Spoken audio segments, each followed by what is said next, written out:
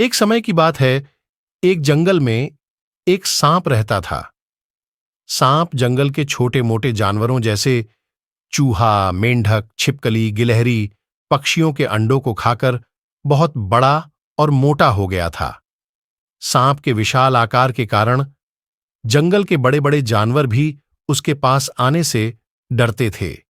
जंगल के छोटे छोटे जानवरों ने सांप की शिकायत हाथी और शेर से भी की, किंतु शेर और हाथी भी उस विशाल सांप का कुछ नहीं कर सके, क्योंकि जब भी वह सांप को समझाने जाते तो सांप अपना विशाल फन लेकर उनके सामने खड़ा हो जाता था।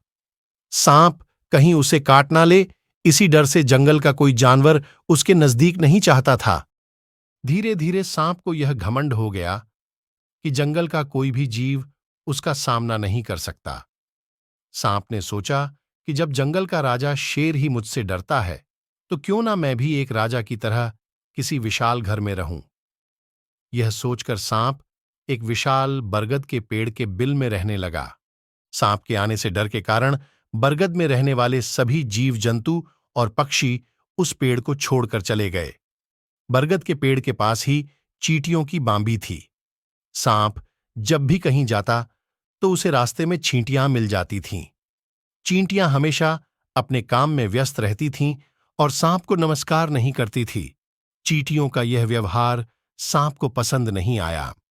एक दिन वह चींटियों की रानी से बोला, तुम अपनी सेना को समझा देना कि मैं जब भी यहां से गुजरता हूं तो मुझे सर झुकाकर नमस्कार करें, नहीं तो मैं सभी को मार दूंगा। सांप की बात चींटियों की रानी को बिल्कुल भी पसंद नहीं आई और उसने सांप की बात मानने से इनकार कर दिया। सांप ने गुस्से में आकर अपनी पूंछ से चींटियों की बांबी पर प्रहार कर दिया, जिससे उनके घर को काफी नुकसान पहुंचा। सांप के इस व्यवहार से सभी चींटियां बहुत अधिक क्रोधित हो गईं और उन्होंने एक साथ मिलकर सांप पर हमला कर दिया। चींटियों के काटने से सांप की बहुत बुरी हालत हो गई।